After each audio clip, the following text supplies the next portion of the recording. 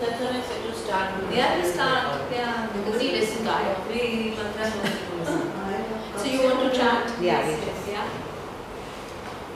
Om Bhurvuvasvaha Tatsaviturvarenyam Bhargo Devasya Dhimahi Dhiyo Yo Nah Prachodayat.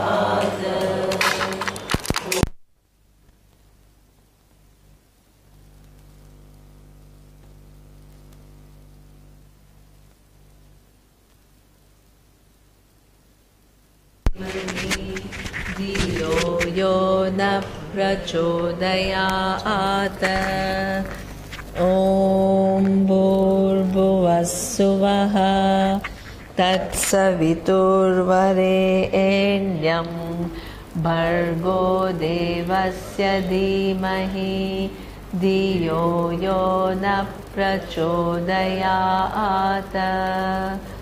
Om Bhurvuvasvaha Tatsaviturvarenyam Bhargo Devasya Dhimahi Dhiyo Yo Nah Prachodayat.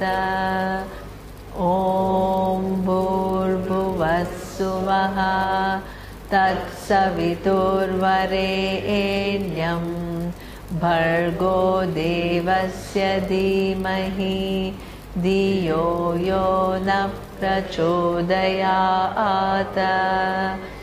Om Bhurvuvasvaha Tatsaviturvarenyam Bhargo Devasya Dhimahi Dhiyo Yo Nah Prachodayat. Om Bhurvuvasvaha Tatsaviturvarenyam Bhargo Devasya Dhimahi Yo Yo Nah Prachodayat. Om Bhurvuvasvaha Tatsaviturvarenyam Bhargo Devasya Dhimahi Dhiyo Yo Nah Prachodayat.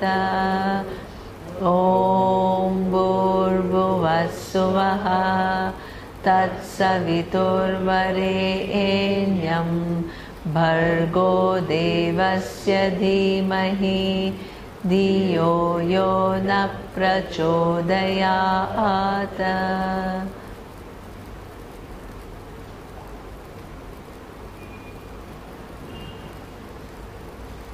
Om Sahana Vavatu Sahanau Bhunaktu Sahaviryam Karavavahai Tejasvinavadhitamastu ma vidvishavahai.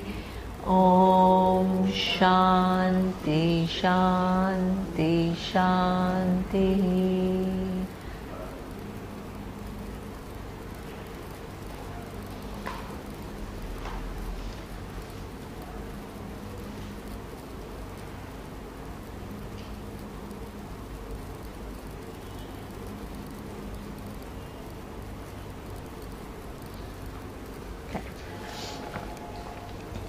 So, last few times we talked about what is meditation and how meditation is something which is not just keeping quiet and not to have thoughtless mind, but it is to understand the fact that the mind that is given to us is the greatest gift of the universe.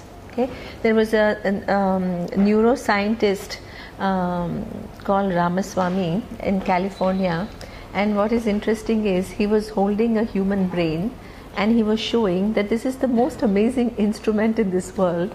It's not just able to make discoveries like time and space is relative or how old is the universe. I mean, these kind of thinking that it is capable of doing, and it is also able to have what we call a self-reflexive capacity where you not only interact with the world, but you also have an opinion about yourself based on that interaction. Okay, so that means you form an image, self-image, based on that interaction. And he says, my God, think about an instrument like that.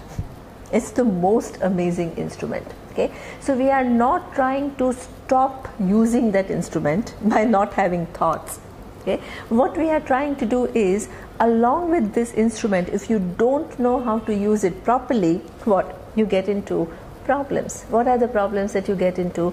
Problems of anger, sadness, depression, right? Fears, anxieties, frustration. So that means that it is keeping you from using this instrument effectively. Okay? So therefore, meditation is a practice where you free yourself from all these things, so that this instrument that is available to you is what? Refined and polished, so you can do much more with it.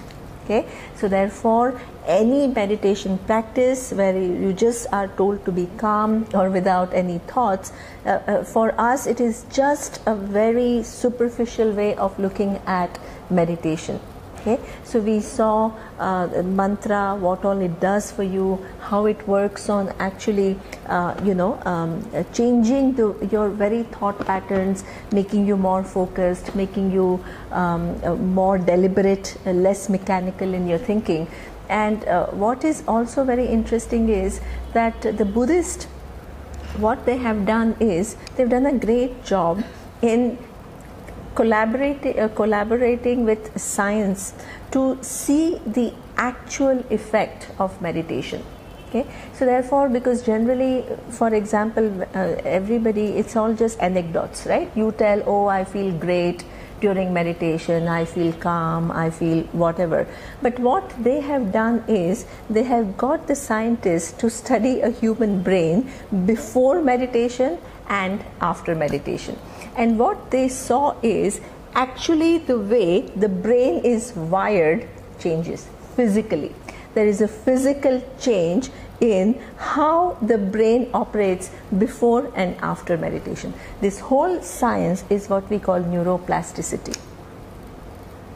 Okay? So that means that there is a proof. It's not just you and me feeling good. Okay? The pathways of the brain change. And that also happens when you listen to Gita and you re-understand the world, re-understand your position in the scheme of things, and act differently. Okay, so there was another quite a famous psychologist. I think I talked about it last time, right? So how does Vedanta work? And this is what I will do in the next two verses, that as a result of meditation, what is an outcome? So the next two verses are talking about it. Okay, so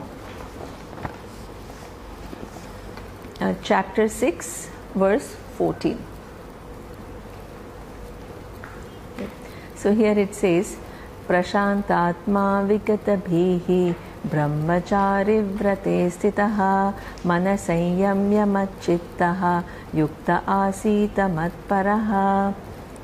So, you chant after me. Prashantatma Vigatabhihi. What happened to you, Rupa? Sorry, oh, you don't have, I don't have an extra. Okay. Brahmachari Vrate Sitaha. Oh, good. But you're good. Manasayamya Machittaha.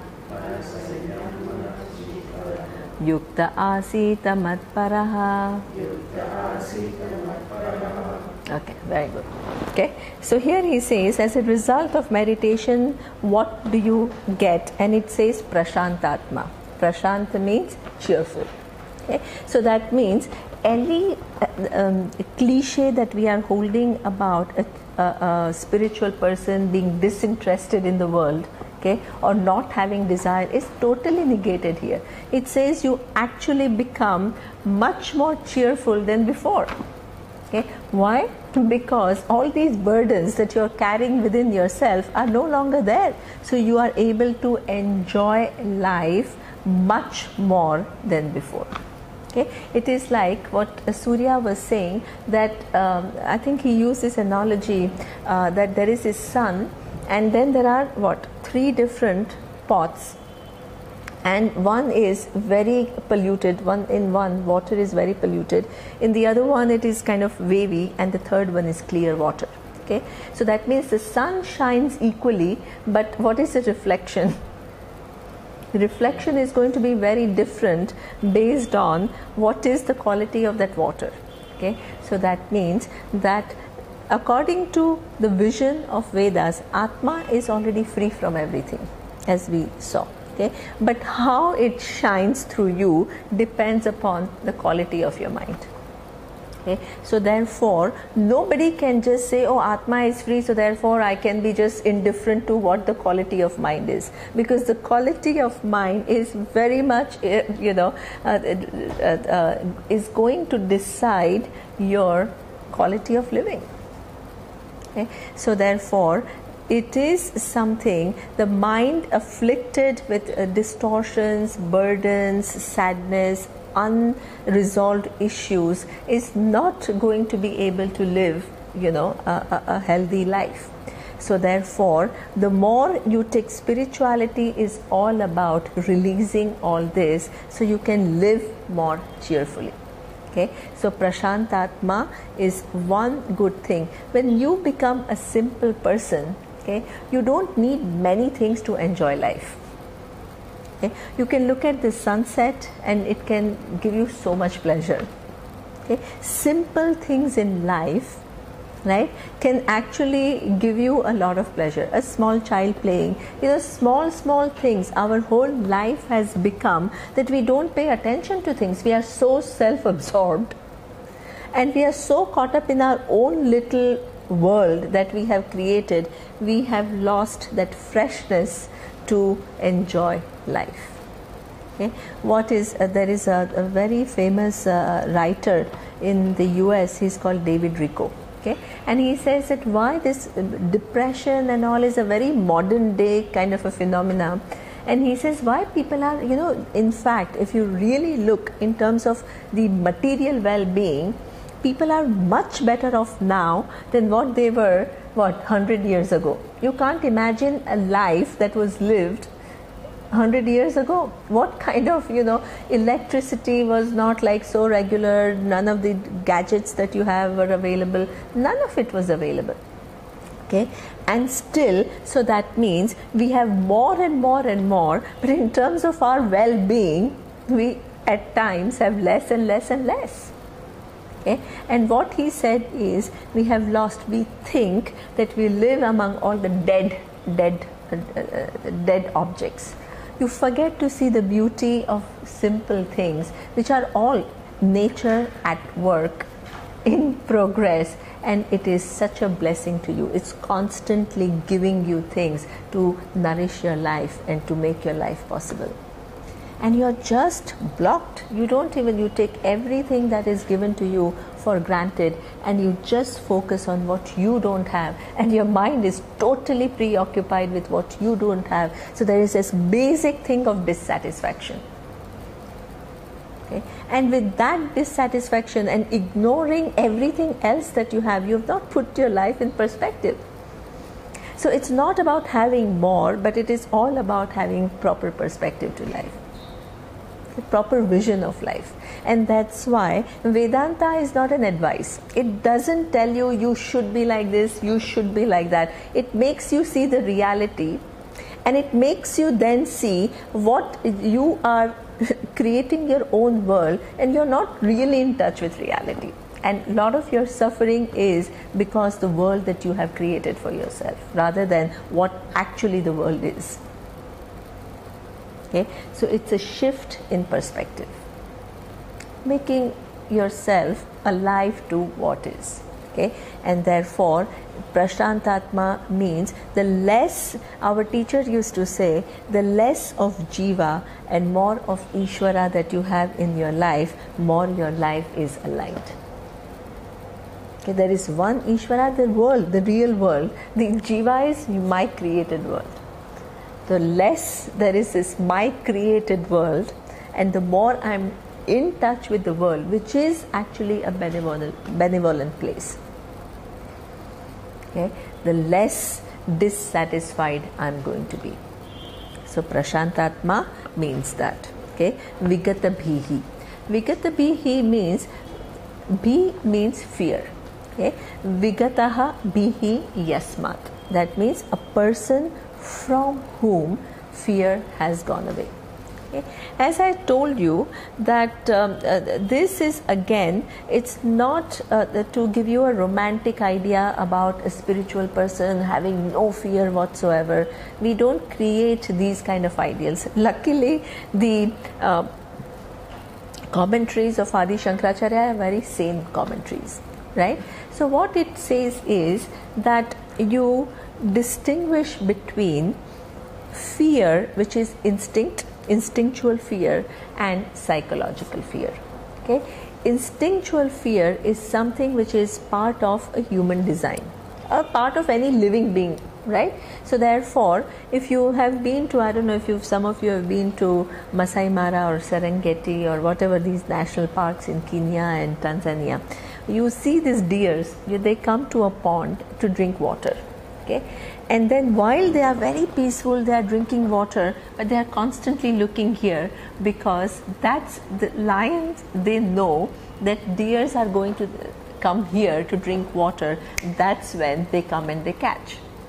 Okay, so that means this particular thing, while they are very calmly drinking water, why are they looking here and there? It's not that they have been attacked earlier, but it's part of their human design. Okay? So that means if a lioness comes, they are ready to flee. This is what we call a human, not only a human brain, any living being has been given that capacity. Fear is the one which enables you to take right action to run away. If you did not have this mechanism, imagine what would happen. You would be crossing the road and you would have no fear. You will just go, you will be crazy. Or if a kind of a mad man is coming in front of you, and you will be just like totally indifferent to it. You don't want to become an insane person who is not connected to reality. See, we get into these romantic ideas without even understanding the implication of what it is not to have any fear. Some fear is necessary. It's part of human brain.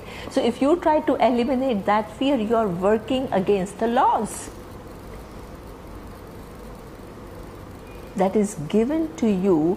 Please don't label fear as a negative emotion. That very way you deal with your emotion itself is so unhealthy, because you call one thing negative and one thing as positive. The minute you call something as negative, what do you want to do? You want to avoid it, you want to disown it, you can't accept it. So that means you have it, but you don't want to acknowledge it. It will rule you. Okay? So therefore, any emotion is something that needs to be dealt with, and some emotion, even things like, right, fear is not negative because it has a role to play. Okay? Now, then, when we talk about Vigata Bhihi, what are we talking about? We are not talking about creating this problem of, not having, losing one's discretion of how to live in the world. You see a snake and you have to run. You can't just say, oh, I'm fearless, right? So therefore, there is what we call psychological fear. Psychological fear is not this instinctual fear. It is something that is a result of scenarios that we have created in our mind, and we have started believing in those scenarios, right, without checking the reality. So that means what happens is a small event, okay, and then you build one whole story and then you make the decision based on the story rather than the reality. A very simple example of that is, you know, when I talk about values, I talk about relativity of values, you know, that how I gave one example that if you're hiding some person from a thief, and that thief comes and knocks on your door and says that is that person that for you know, whom I'm looking for, is that person there? Okay, what would you say? Not there, right? That is our normal thing. So that means actually you're lying, because you are giving a shelter to this person and you are saying no, right? But are you really doing something unethical? Not really, because you are what? You're not doing it for your personal self-interest.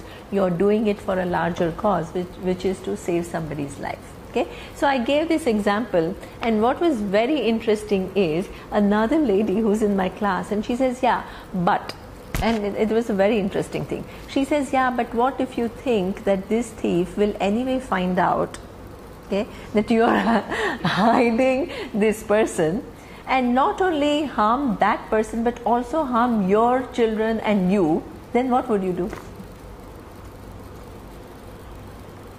Right? So that means what is interesting is, based on, there is one fact, right? She created one whole big picture of all possibilities and the worst case possibilities that can happen, right?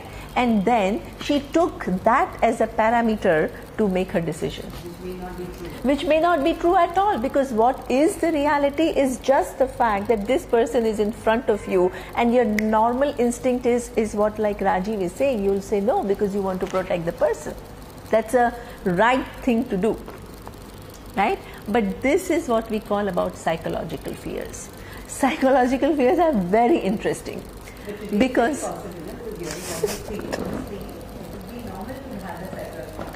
that's true. So exactly. See, absolutely. So what happens is, you're right. I mean, that you have all these possibilities is not totally neurotic either, because there are some data which tells you that these are possibilities, right? But those possibilities which may be 5, 10, 15%, what happens in the mind, it seems like 100%. That this is what is going to happen. Right? If you're objective and say, yeah, this is a possibility and this is also not a possibility, you're still a rational thinker.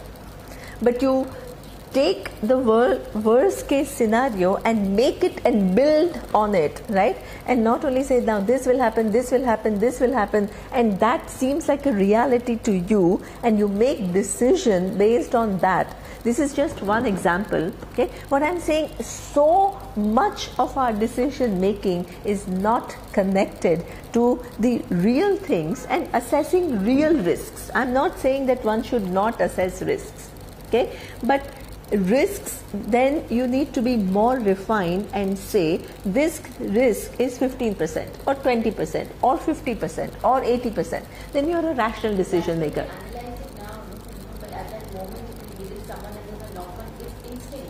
It's an instinct, but no, Rita, what happens is that a lot of, this is just one example.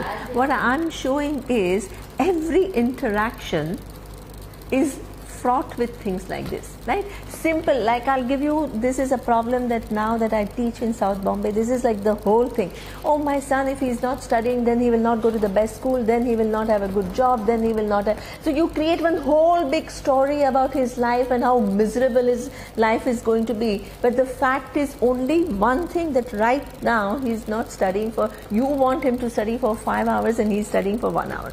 This is a fact. Okay? And you create one whole big picture and you put so much pressure on that child and make that child's life miserable because you have believed in that story that you have created without asking yourself, why am I building all these big inferences which may be true, but it may not be true at all. Okay? So this is where so much of our decision making is based on these stories that we tell. Once you realize that, and this is what I said, what does mantra do? Mantra, what does it do? It breaks that chain of associative thinking. When I say Om Namah Shivaya, what is the next thought? Not something related to it and building a story. The next mantra is Om Namah Shivaya. The third is Om Namah Shivaya. So that means you learn, as Rupa says, to put a full stop. Om Tat Sat. This is it. This is a possibility, but it is not reality. Distinguish between a possibility and reality. Right? So our mind is not totally irrational. I mean, it's true that there is some data, but that data, the validity of data, and this is something which is very nice. I want to tell this story. It's very nice. There was this professor at Columbia, and he wrote a very nice article, and he studied a little bit of this Indian philosophy, and he said that this very famous physicist Newton, he was interviewed, okay, and while he was doing all these amazing discoveries about laws of gravity and this and that, then there was this group of community within science, and they thought that he was actually ignoring a part of the data. Okay, so and he was not being totally looking at the whole picture accurately.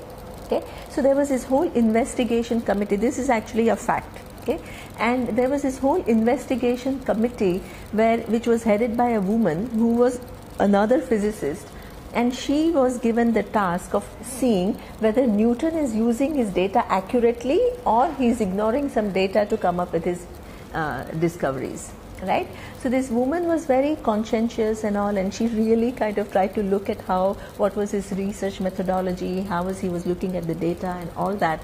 And what she found is 30% of the data that he had, he was ignoring because it was not fitting into what he wanted to prove. Okay, so then she was appalled because she says, if you have integrity, you can't just ignore 30% of the data and then just create a story based on 70% of the data. Okay, and then what happened is she presented that paper to all the other, her findings to the other scientific community, and they said, yeah, but so what? So she was not paid attention to, because this 30% of data you ignore doesn't matter. Okay. Now this professor at Columbia, what he says is, it seems like, my God, these people were not listening to this woman when she was actually pointing out that 30% of the data was ignored. And he says, now look at our life. What you go through, so many situations, you go through so much. What percentage, you only hold on to what percent? Your opinions are formed based on very selected data. You don't look at all possibilities, and that selected. So he says, on an average, people have the other way around. Okay, they take into account only 30% data and ignore 70% of the data to form their world. Whatever suits you, and you keep every experience, the way you assess it, you only, exactly, your whole interpretation is to how you have created this world to reinforce what you already believe in, and you ignore everything else. Right? So it's not that this 30% is totally invalid, but it is highly skewed. Okay, so this is where he says, the more and more you realize, right, as Rita says, you have to make decisions sometimes quickly, and you do need to take into account the risks. I'm not saying that you should not take into account risk, but be aware. You say, now this is you train your mind to distinguish between realities and what? Your own addition to that reality. Once you become aware of that, you can take into account all the possibilities, right? But make a rational. Be aware that these are possibilities, they are probabilities, they are not realities, 100%. What is 50%? If you assign 100%, you are not objective. We are not saying reduce it to zero. Okay? be accurate. Accurate in your assessment, accurate in your decision making.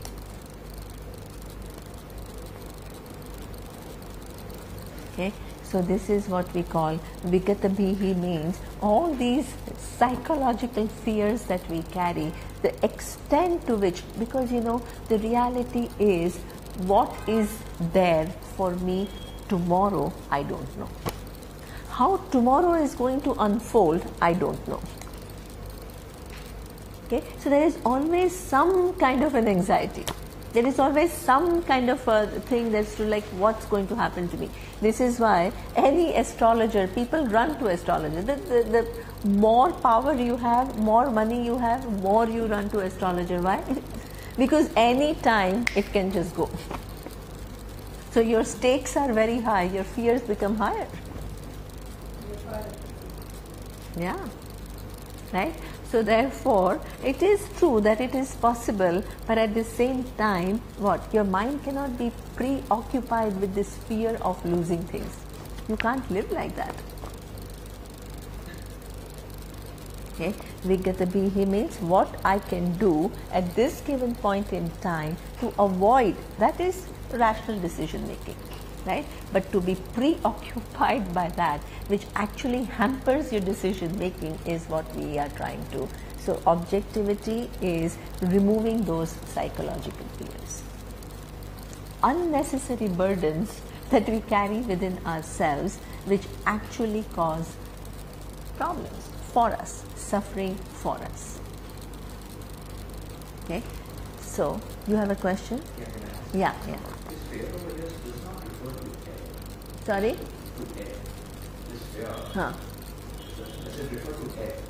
Death. Okay, that's a very, very, very nice question. Okay, fear of death is one of the most fundamental fears. Okay, because what is a human mind? I think somebody in Mahabharata. Okay, there was a dialogue between Yaksha and Yudhishthira. Okay.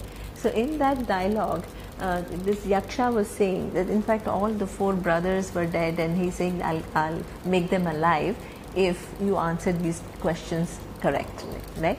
So then he asks one thing. He says, what is one thing that everybody knows and at the same time is ignoring totally? That is fear of death. Fear of death is something which is so profound. Okay, so that means that not only the mortality, that is one day you are going to go, but what? Before you go, what? You have to see so many other people going too. That's big. All the loved ones, all the people that you like, all the people for whom you care, you have such a, and all of them have to leave one day or the other. That is a huge thing. It's a huge burden that we all carry. It is so big that what? Nobody wants to really talk about it. Because the minute I talk about it, what invokes in you your own tremendous fears which are not addressed. So you are uncomfortable. So nobody wants to talk about it. Okay. Now, this fear of mortality, how does the study of Vedanta help you to get over it? Okay. So there are 3 things that I want to mention. Very, very important. I'm so glad you asked this question. Okay. The first thing is that at a very fundamental level, what does it say about nature of Atma? It is something which is what? Satyam, Jnanam, Anantam, Brahma. Sorry you didn't, because I did explain to them what that was, but you were not there, right? So that means it is something which is the truth of the whole universe. It's not just one little entity at all. Okay, so this is why in Shilim, what Rita was saying is, it's the second bird, which in the whole freedom lies in knowing yourself to be much more than this little individual, much more than this little individual. Okay, so that means it is dealing with fear at an extremely fundamental level. Okay? There is a second level at which it also works, and it says that if you have left this world, Arjuna asked Lord Krishna this question. He says, you are telling me this knowledge which is fascinating, which is huge, right? But what if I leave this world without totally understanding everything of what you are saying? He says, it doesn't matter. You always have next time. Right? So here he says, and actually you will be born in a very privileged family. Okay? Shrimatam Grehe, Dhimatam Gehe. Okay? So in an intelligent family, wealthy family, privileged family, where you can, pick up the thread and you can continue your studies. Okay? So therefore, what you also see is the fact that even if you haven't understood this ultimate reality about yourself, there is always a next time. This body, what is dropped, vasamsi jirnani yatha vihaya. Okay? Just as you give up old clothes and take the new ones, you give up old bodies and you take new ones.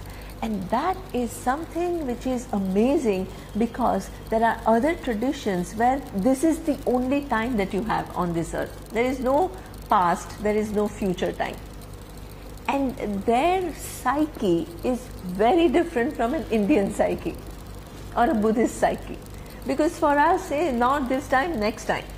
Okay? There is a basic relaxation, there is a basic relationship with the world and its flow, which does not exist in traditions where what people think that this is only one lifetime and there is no other lifetime. Okay? So we deal with that fear at another level also. It is amazing, like my mother, she would always, this may be a lot of imagination, but it creates a certain capacity to deal with a loss. Okay. Oh yeah, my grandmother must have come as my granddaughter. So they see that in that psyche there is some kind of a continuity of life somewhere, so that the intensity of that loss is reduced. Okay. So that is a second way that you deal with this fear of death. The third way, which is a very important way, is that when actually an event of death occurs, if you try to bring those two realities and say, okay, now it is okay, it is a big disservice that you are doing, right? Why? Because whatever emotions are there as part of that psychological order. Nobody can totally eliminate emotions. Like I said, just as fear is not something that you can totally eliminate, sadness, otherwise you will lose the capacity to distinguish between a celebration and a mourning. The human brain has to respond differently to different situations. You can't, if you lose the capacity to see the difference between a wedding day and a funeral day, you have become what? Not objective. Okay? So that means some events in life will produce some amount of sadness. It's inevitable. Okay? Now, what do you do with that sadness? Okay? If you totally get sunk in that sadness, you can't get yourself out of it, you've lost objectivity. Okay? Or if you totally block that sadness and deny that sadness, you're also not objective. But if you acknowledge that sadness, express it, grieve it out, you go and see any psychologist, they will tell you grieving is important, because that's when you acknowledge your emotions and you let them go, so that then you can move on in life. Okay? So therefore, it is extreme. So the third level is appropriate response, right? Not blocking the emotions and not getting drowned in the emotions. This is what we call managing emotions, understanding that you are living within a psychological order. The psychological order is part of the brain design. So equanimity then means that not the ideas that equanimity doesn't mean that you have no emotions. Okay, it only means you.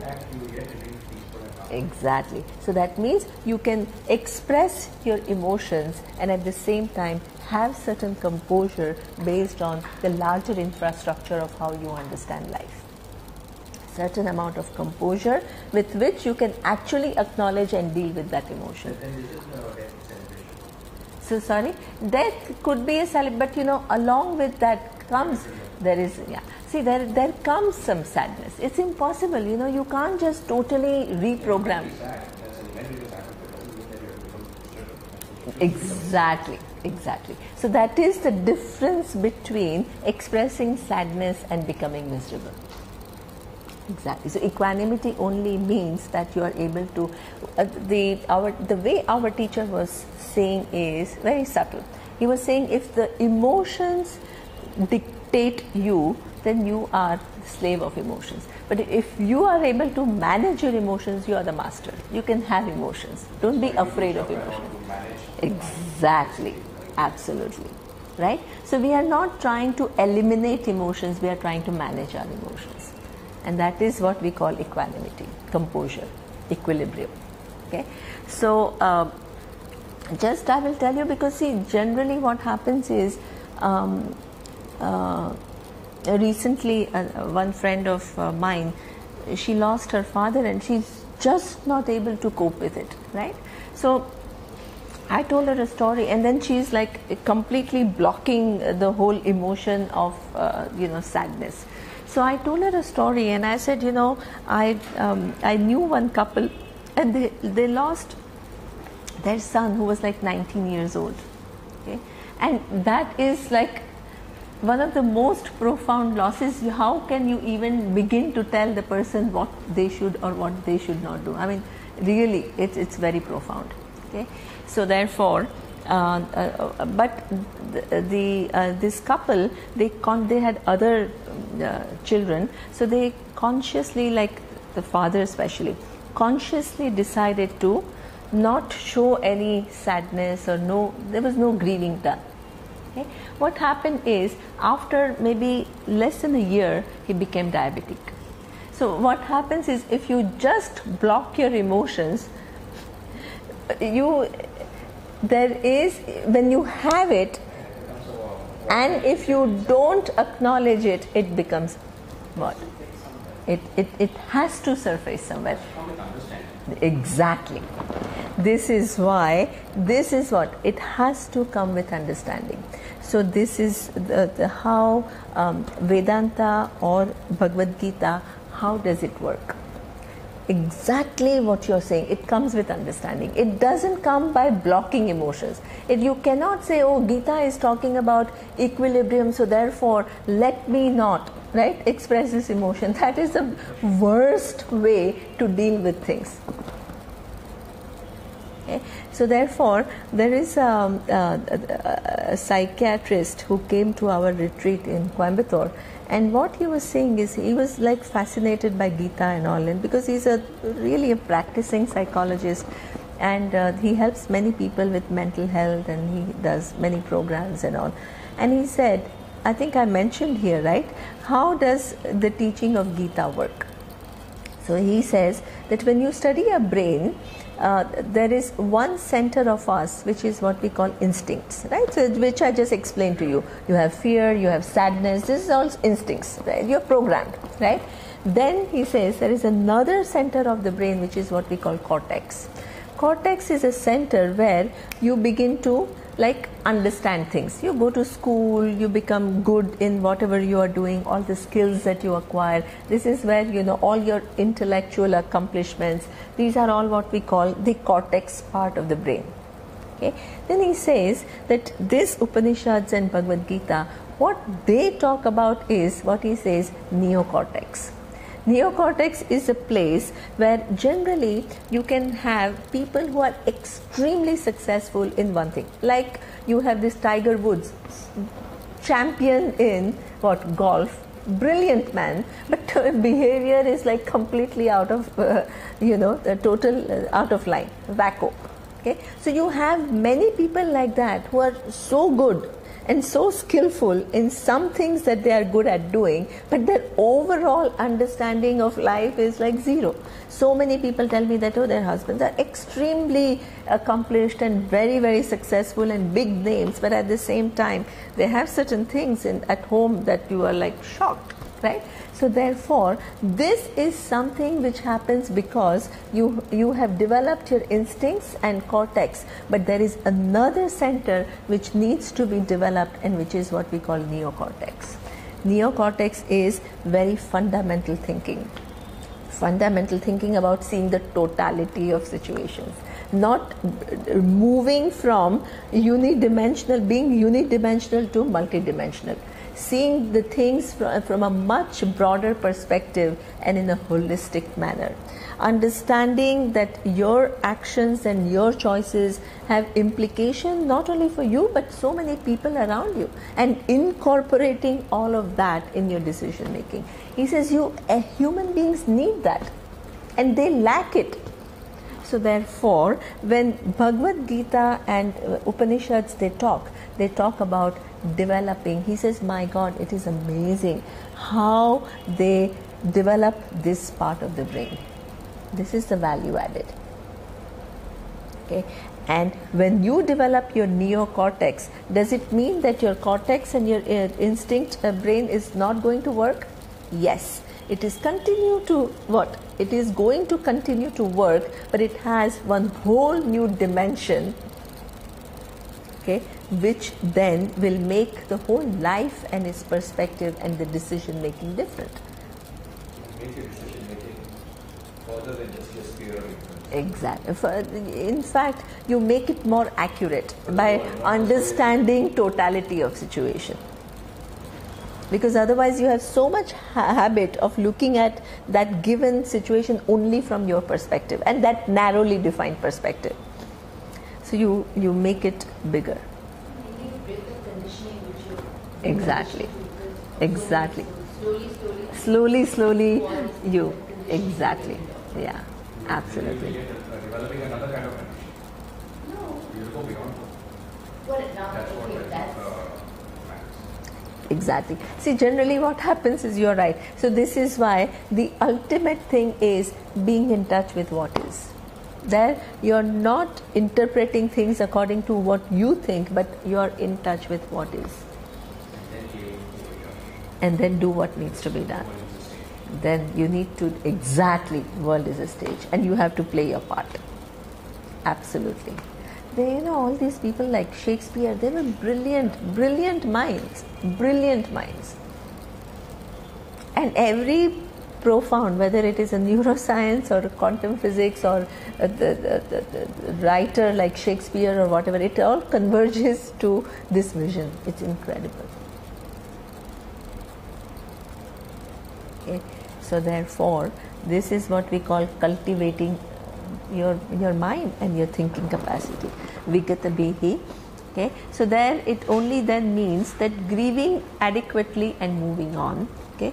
Vigata Bihi Brahmachari Vrate Sthitaha. Okay. The Brahmachari is, if you know a little bit about Vedic division of stage of life, so you have 4 stages of life. Okay, one is when you are a brahmachari. What is a brahmachari stage? Where you are studying.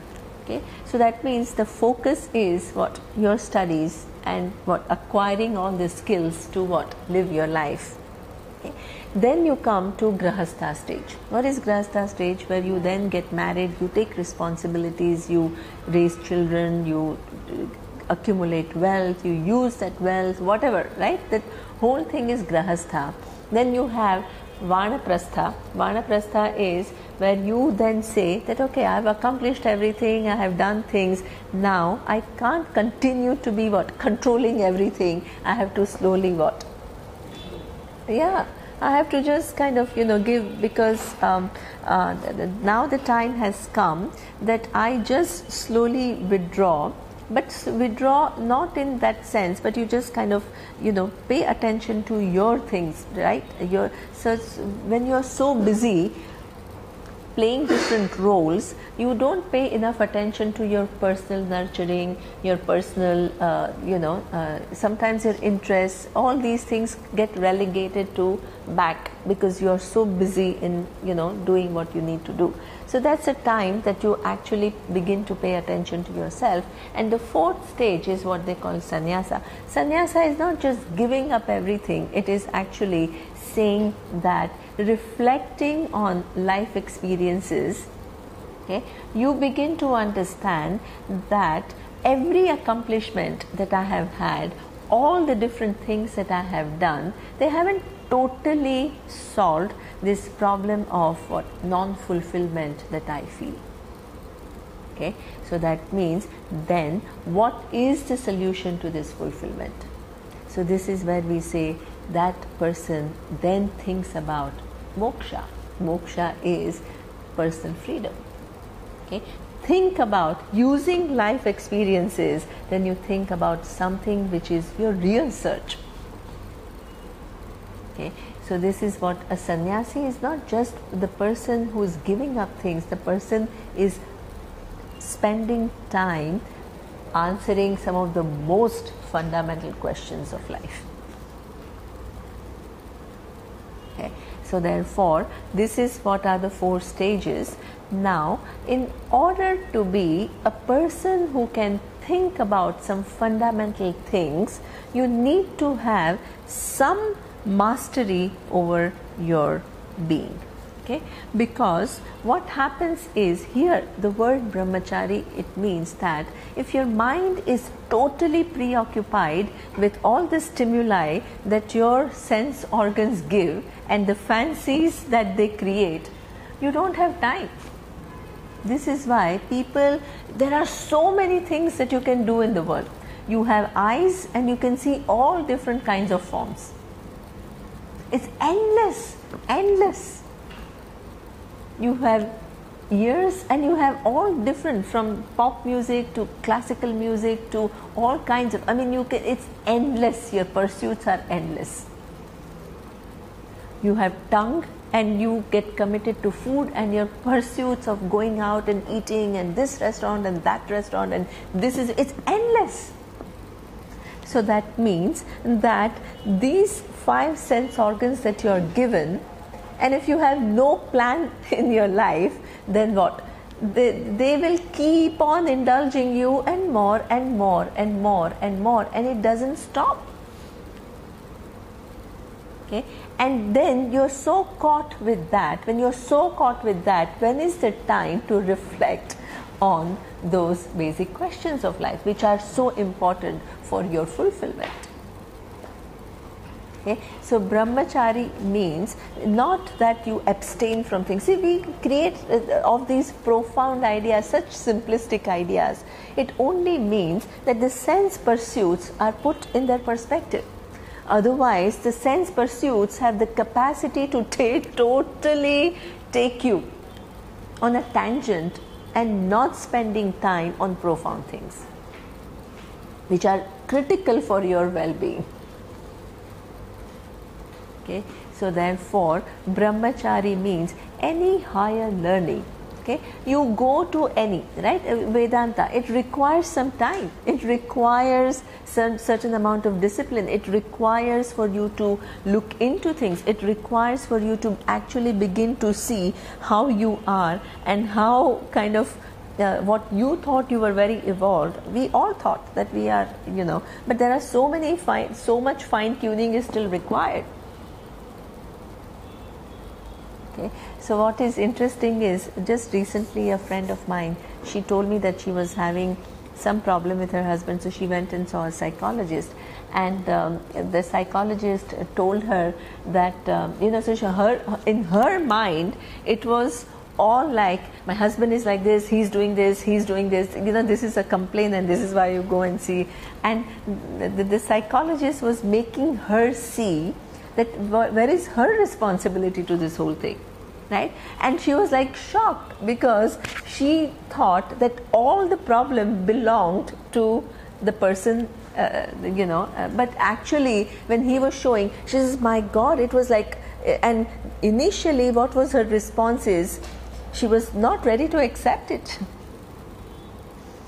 Okay, she always kind of wanted him to kind of reconfirm that all the problem, and she was this poor victim of whatever was happening. But he said no. And then she says slowly she began to realize, my God, I have a big part in it and I have to actually change. Every relationship, there is no relationship where 100% is only the other side. There is no relationship. So if you create a picture that it is 100% that, it is not, you need to make it more accurate. Okay? So this is what we call this, looking into oneself requires some time, and that time means that you need to stay away from what your normal way of engaging with the world, where you are constantly bombarding yourself with all the kind of external stimuli to feel good. Okay? That is what we call brahmachari vratesita. That time to say, yes, I'm going to engage in the world, but the time where you say, this is important for me. It's not like mindless, controlless engagement with the world. Okay? That is what we call brahmachari vratestitaha mana sanyamya machittaha. Okay? That is what we call mana sanyamya, is the mastery over your mind. Mastery over your mind does not mean no emotions, it only means managing emotions adequately, doing what needs to be done. Okay? And matchittaha. Okay? What is matchittaha? Here, mat is a pronoun. Pronoun means, it means, the chitta means the mind is set on me. Okay? Now here, when Lord Krishna is talking about me, he is not talking about one individual called Lord Krishna. He is talking about Ishvara. Okay? So that means that understanding, okay, the presence of Ishvara, which is an all-pervading presence. So this psychologist, who came to my retreat, he said something very interesting. He said that he was always interested in Gita and he had read a few things and all.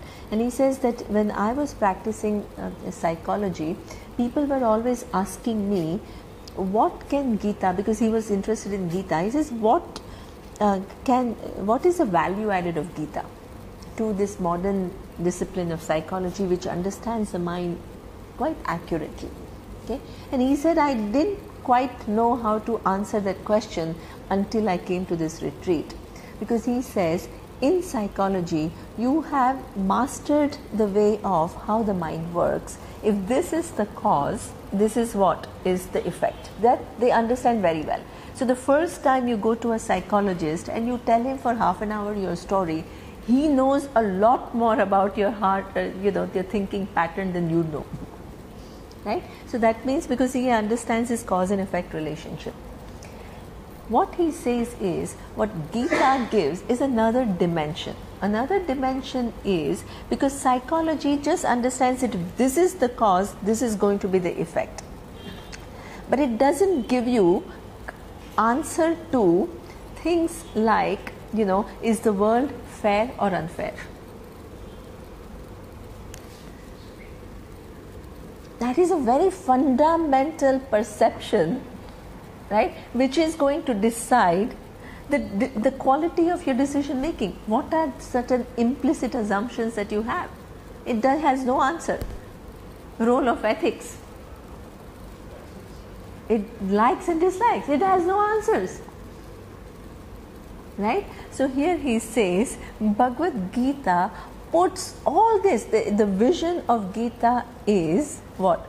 All that is here is one reality. Okay? Our vision is Ishvara pervades everything.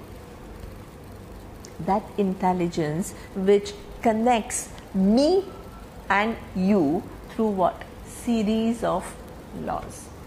That intelligence is manifest. It is pervading everything. Okay? You and me, as I told you, are connected through what? What are the laws which connect two of us? Laws of physics. Just as law of gravity applies to you, it applies to me. Okay? your anatomy and my anatomy. There are laws which govern that. That's why you go to a doctor, he has never seen you, but because of his knowledge of what? Starting initially with rat. When you go to medical school, what? You do all your experiments and all the things on a rat or a frog. Then you say, then what? This is like, if it works on a frog, it will work on a human being.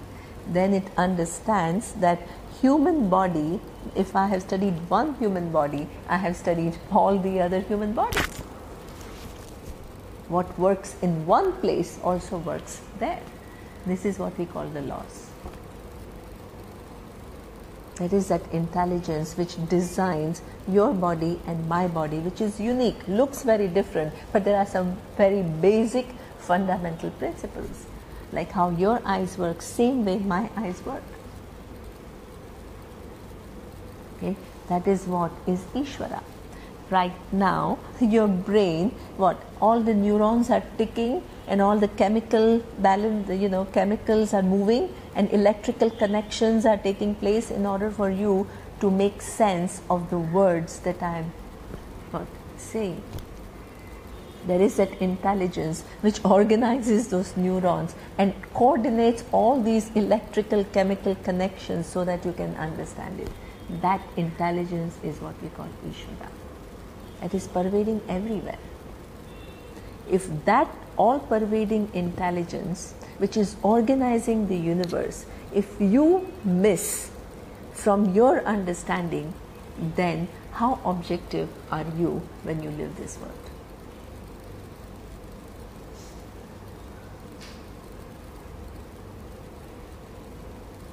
Okay.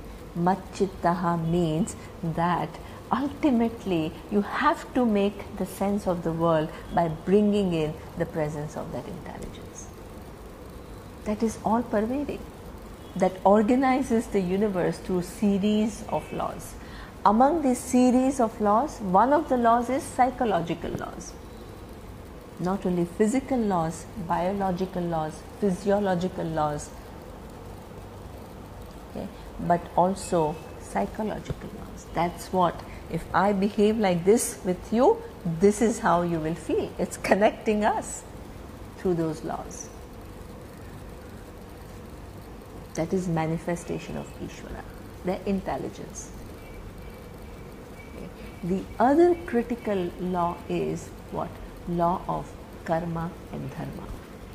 That is also manifestation of Ishvara.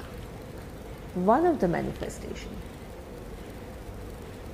Okay, so therefore, if I do something, okay, wherein I hurt somebody, this is what? I have a free will. I have a choice. I can do it. What is a free will? As the people love this sentence, in Sanskrit we call it what? Kartum shakyam, akartum shakyam, anyathava kartum shakyam. I can do things, I need not do things, and I can do things differently. This choice I have. Okay? When I use that choice, and if that choice hurts somebody, okay, then hurt somebody, sometimes it is necessary. For example, right, it also then depends, because when Gandhiji started a non-obedience, non-violent, non-cooperation movement, what happened? It was hurting British, right? So it's not like we are not talking about this total non-hurting, but what was he trying to achieve? Was a much bigger goal of independence of India. Okay, so that means that for a higher thing you have to hurt somebody, you can't just say, oh, I don't want to hurt anybody. Okay, but if your actions are totally ignoring sensitivities or the emotions of others, and it is done only for your self-interest, okay, then what? There are consequences. That consequence is just like you can't ignore laws of gravity. Because when you ignore laws of gravity and you say, I'm going to just walk there, you will fall. It is inevitable. You can't, right? So therefore, it is not something, dharma is not an advice. Dharma, if it was an advice, what? Be a good person, don't hurt others, everybody knows it. It is useless. Right? Dharma means you have to understand the network, the principles which govern our interaction with the world. If there is a certain law and if you ignore the presence of those laws, then what? You are not living aligning yourself to reality. That means if you rub against the laws, you get rubbed in the process. Our teacher gives a nice example, which I told you already, of a tree. The tree is standing there and you go and you rub against the tree.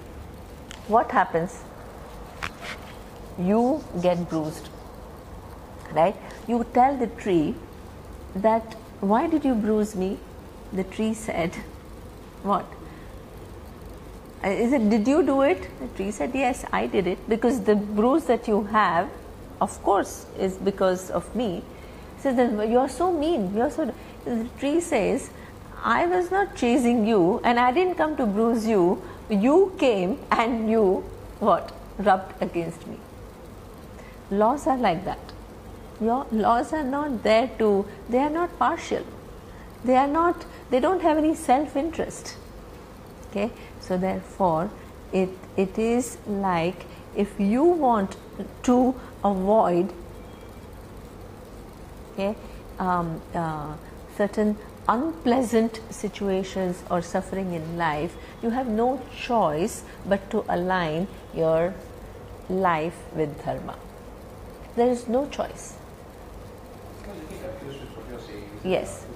Are you talking about relativity in the world, in keeping with the relations, or are you talking from a different See, I'm talking. standpoint and doing what is necessary or not doing what is necessary? See, I'm a little confused. yeah.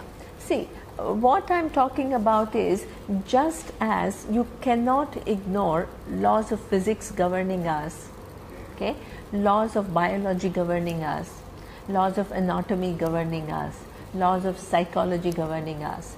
What Vedas talk about is another law which governs our interaction. Okay, and that is law of dharma and law of karma. So that means every action is a cause and it will produce an effect in form of result. Okay, so this is again a cause and effect relationship between actions and result, and in some way we all know it. Okay, so for example, you want to be successful in your business, you want to increase your sales by 10%, right? So that is an effect that you desire. Then you need to, what do? You look for the causes, the actions which will get you to this goal. This is something which it's part of every decision making. But Vedas is what I'm getting understand. Yes. It's very little. Yes. It's a way of living. Yeah. Okay? Now living in the relative. Yeah. From a point of view or Satchidananda or that I am. That is the ultimate. Yes. Based on that, all this is more good. Yeah, so what you're saying is right. So what you're saying is very good, because as I told you that there is a law, but it's not a rigid law. Okay, there is a law that means, Getting into relativity and getting into yeah, because your whole world is how does it here. matter if you get hurt? I mean, from a standpoint of a center, it's your choice to be hurt or not to be hurt. See what happens is, as I told you. Therefore, act so that you don't get hurt. No, what I'm saying is, that's one is your responsibility. That is not like, as I told you, that Gandhiji need not have said. Respond to the situation. It's not a responsibility becoming a burden and That's true. But how sensitive you are in your decision making. So I'll just give you an example, right? An example is that, let's say a government officer, Okay, he is in charge of approving a project, for example, infrastructure project. Okay. So now, now he has asked for some yeah, exactly. No, what means he's inviting different bids, right? People are tenders, right? So tenders, and then people have given. Okay. Now one of them comes to him and says, if you select me, okay, I will give you 1 crore, for example. Okay. Now here is a choice. He can do it, he need not do it, or he can do things differently. Right? This is what I mean by decision making. Okay. So now, generally, what I said is, law of dharma, what it means is, where does law of dharma, where is the source of law of dharma? Huh? Exactly. Yourself. Right? And this is what? If there is law of dharma, then it is something which is what? Recognized by you. So the Vedic vision of dharma is that it is not an obligation to anybody else, it is for yourself. So, no, 1 minute. Understand this, right? So that means your source of self, because you understand that it is not right to do this, right? Because what happens is, this 1 crore rupee that you take is just kind of, and then all the things that are, what is wrong. First you have to understand what is wrong in taking that 1 crore rupee. You answer that question. Why should I answer that question? Why do you think, why the newspapers are full of stories of this corruption and people are so fed up and all? What is wrong? It's greed. That is one thing. What is? Exactly. So that means that your whole selection criteria is all skewed, right? It's wrong, right? So therefore now you have a choice. On one hand, you understand that what I do is wrong, because as Rita says, my job is to ensure that whoever is the most deserving and the most qualified gets it, right? Now I have a choice whether to go by that rule or use my own criteria. That choice I have. Okay, so that means once you make that choice of, you say, okay, now either you can go by what is to be done by you, or you can go by what? The greed for money that you have. Okay, now what happens is, what it says that you have collapsed what? You have possibility, and using your free will, you have collapsed that possibility. You could have not taken the bribe, you could have taken the bribe, or you could have done things differently, of saying that maybe I will take, but you have to ensure that you do. So exactly. So that means what it says is, right? So you have all these different choices. According to the choice that you make, there is a consequence for you. Okay? You can't be free from the consequences of the choice that you make.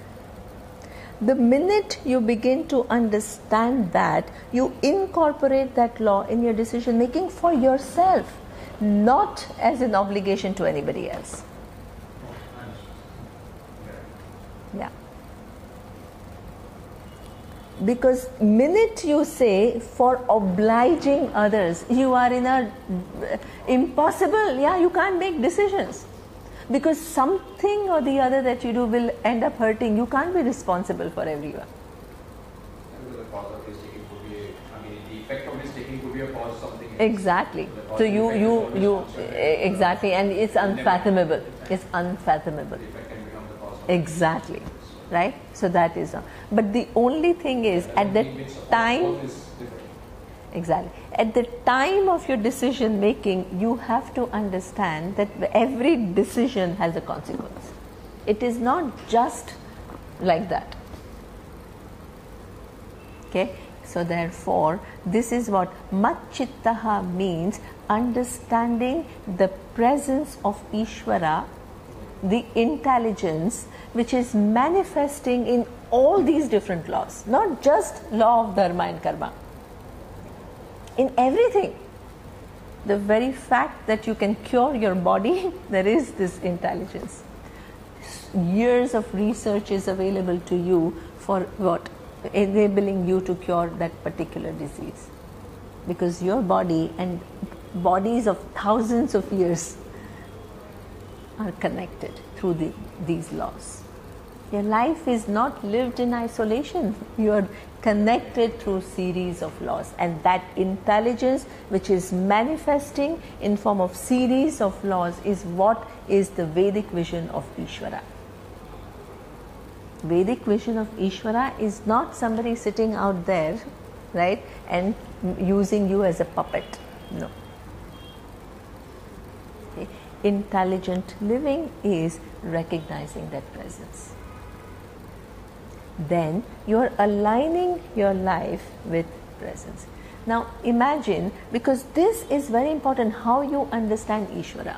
I will end with one story. Okay.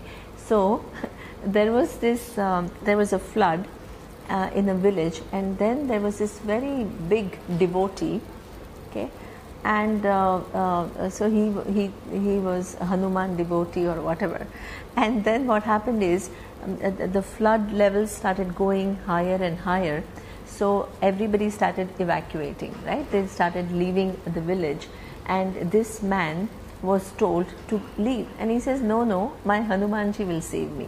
Okay, so people were saying, no, but you know the water is really coming up and you have to leave and all that, and he says, no, you all go, but my Hanumanji will save me. Okay, so then everybody started leaving, almost the entire village was gone.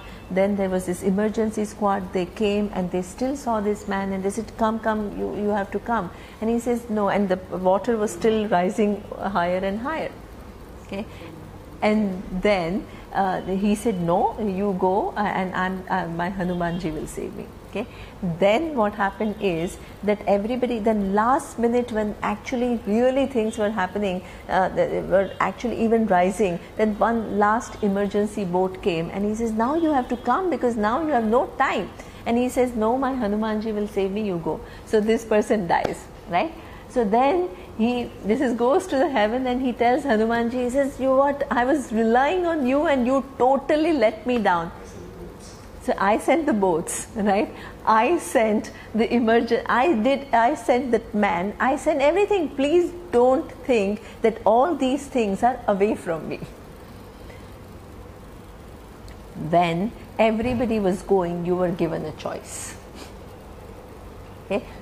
You did not choose it. I gave you another chance by, sending so many. I gave you chance and chance and chance, and what? You had your own vision of what is Ishvara and the way in which you wanted to be saved. Right? So that your understanding of what is Ishvara kept you from what? Making the right decisions and taking the help that was required.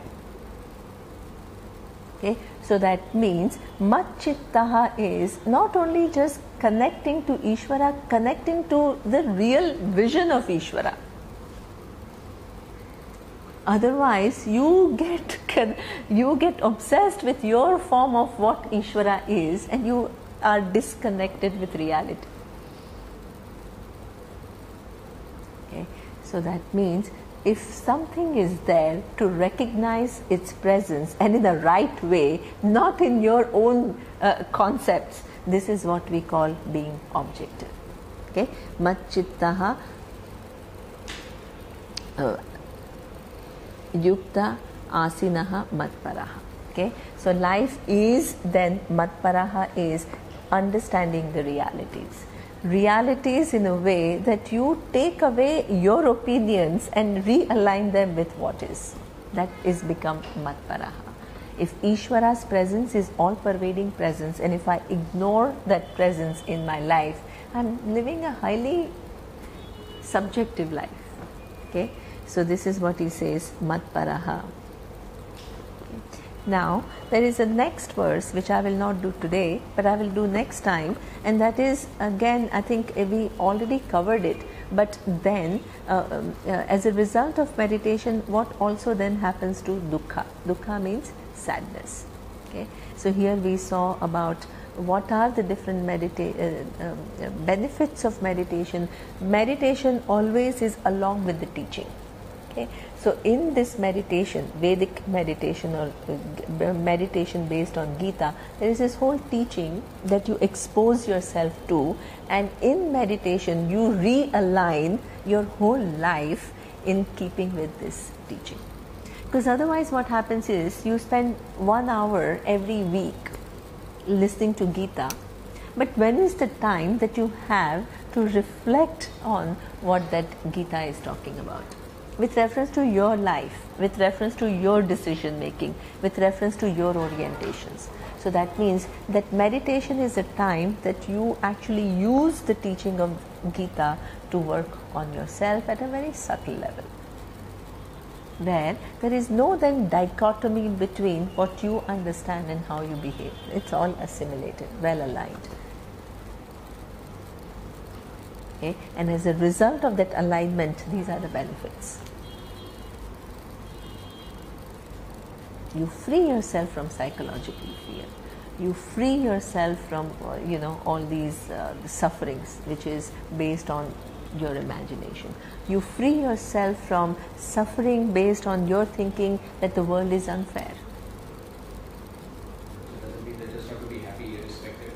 No, what it means is you have developed your neocortex centers, the whole new vision which empowers you to look at things differently and respond differently.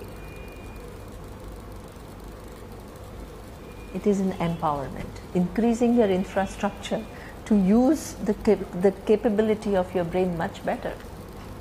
Much better. Okay. Om Purnamadav Purnamidam Purnat Purnamudachyate Purnasya Purnamadaya Purnamevavashishyate. Om Shanti Shanti Shanti. Om Shri Gurubhyo Namaha. Harihi Om.